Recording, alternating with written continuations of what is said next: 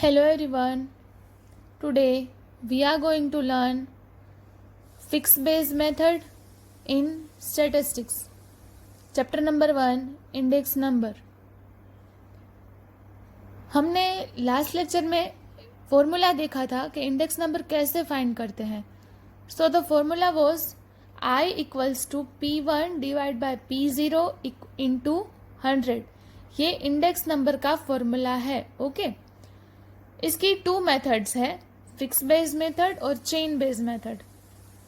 आज हम fix base method देखेंगे. हम डायरेक्टली एग्जांपल ही करेंगे क्योंकि ये मेथड बहुत ही ज़्यादा इजी है. आपको समझ में इजीली आ जाएगा. आपका टेक्स्ट बुक का इलस्ट्रेशन 1 आप अपनी टेक्स्ट बुक में ओपन करोगे.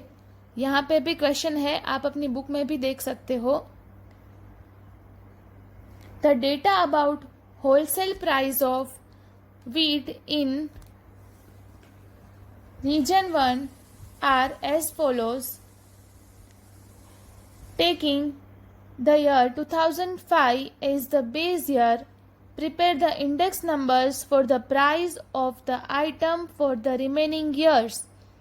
State the percentage increase in the price of wheat in the year 2013 from these index numbers.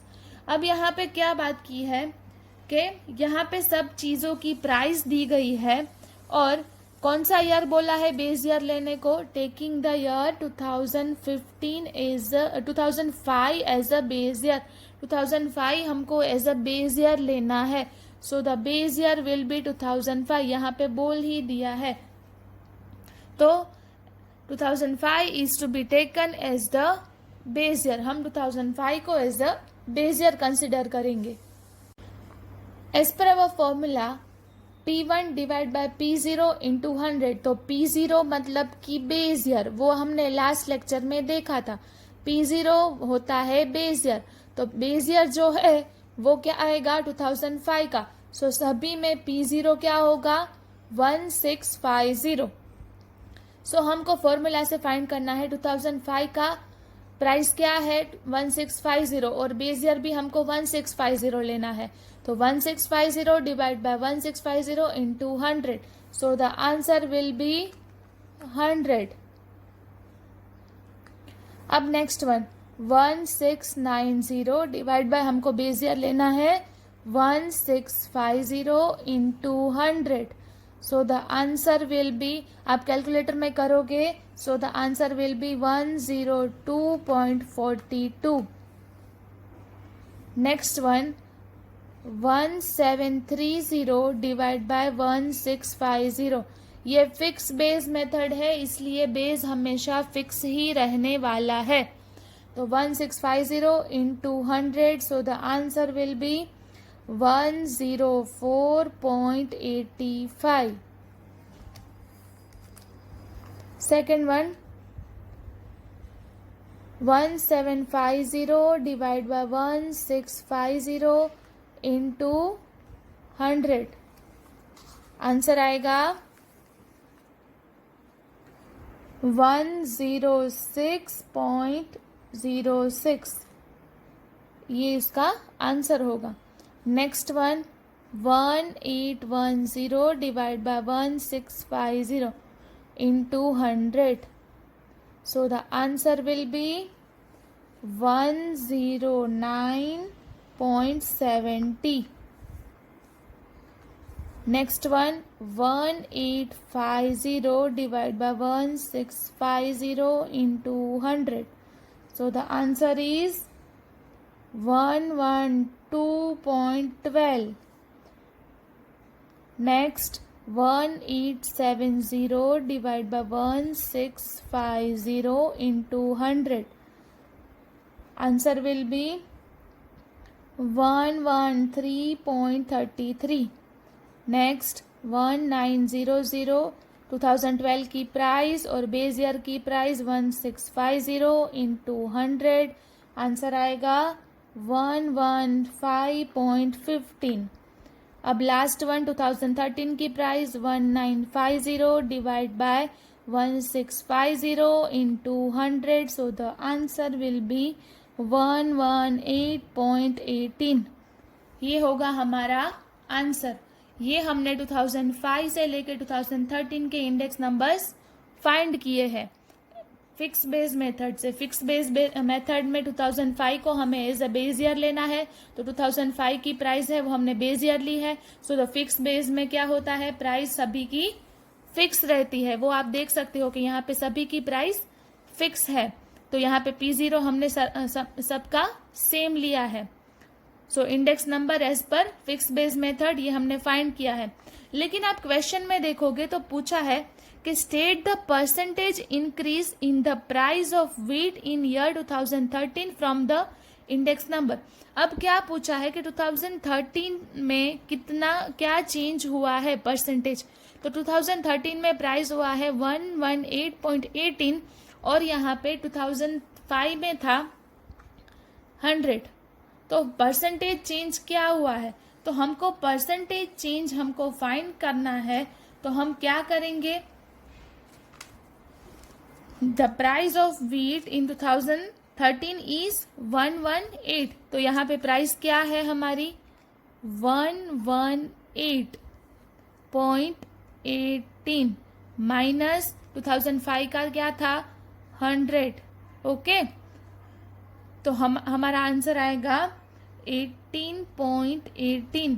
तो इसका हम मीनिंग ये निकालेंगे कि 2005 से 2013 तक 18.18% प्राइस ऑफ व्हीट इंक्रीज हुई है।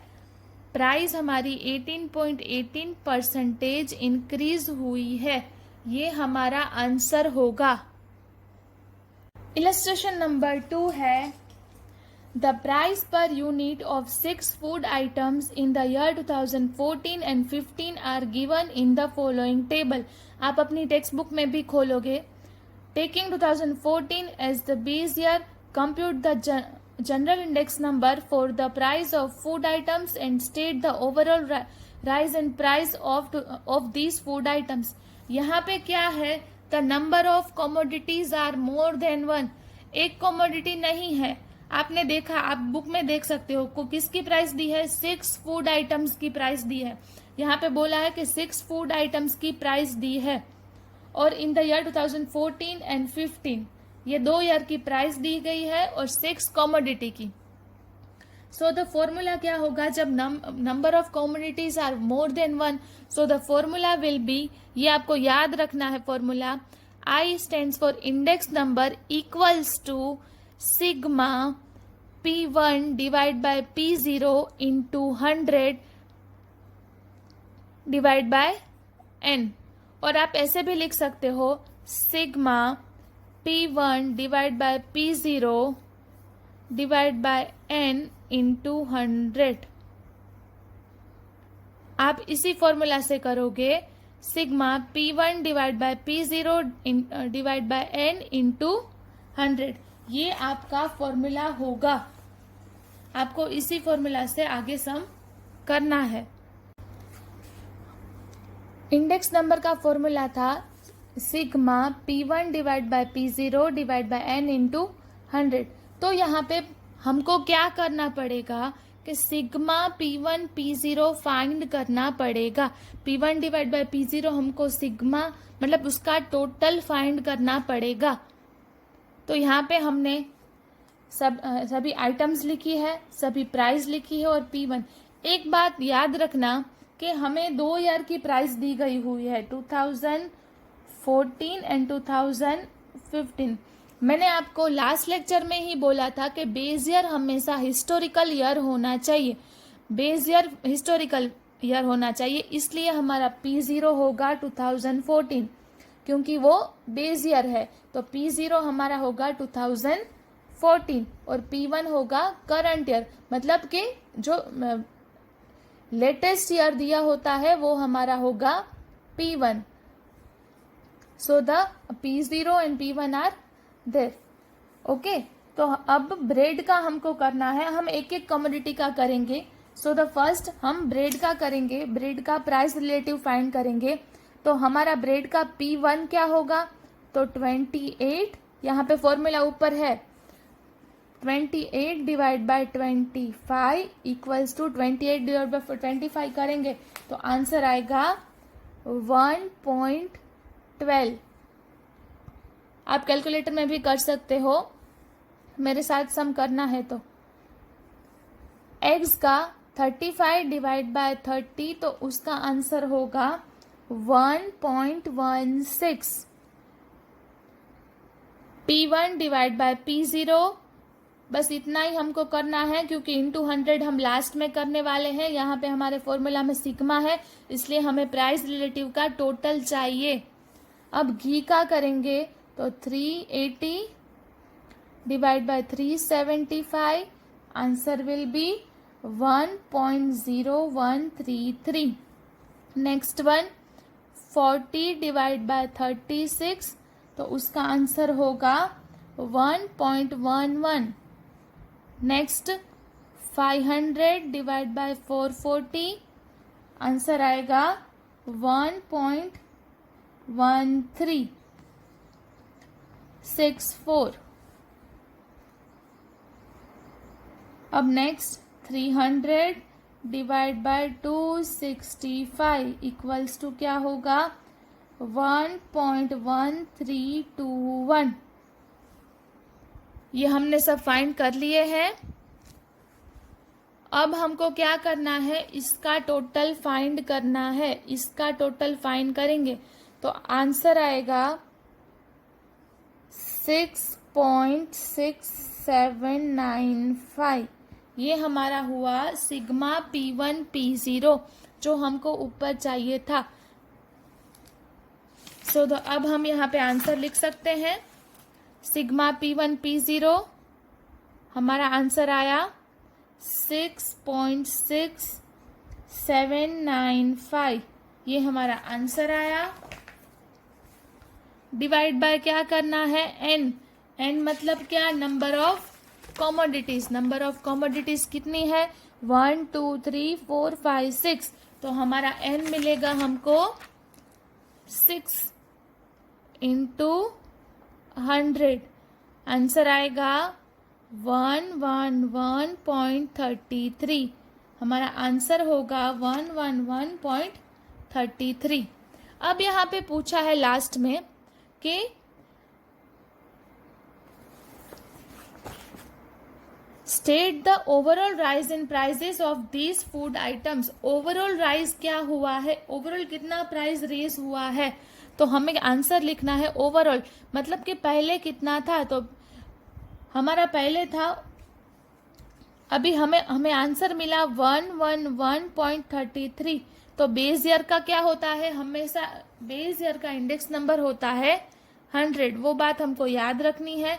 तो हम इसको, ये प्राइस को बेस ईयर से माइनस कर देंगे। ये बात हमेशा याद रखना कि बेस ईयर की प्राइस हमेशा, बेस ईयर का इंडेक्स नंबर ऑलमोस्ट 100 होता है। तो 111 minus 33, so the answer is 11.33%। तो इतना परसेंटेज चेंज हुआ है एज कम्पेयर 2014 का 2015 से 11.33% रेज हुआ है। आया समझ में? हमने 2 एग्जाम्पल्स आज कंप्लीट किए हैं। आपको होम असाइनमेंट में एक ऐसा ही सम होमवर्क में मिल रहा है, आपसे हो ही जाएगा।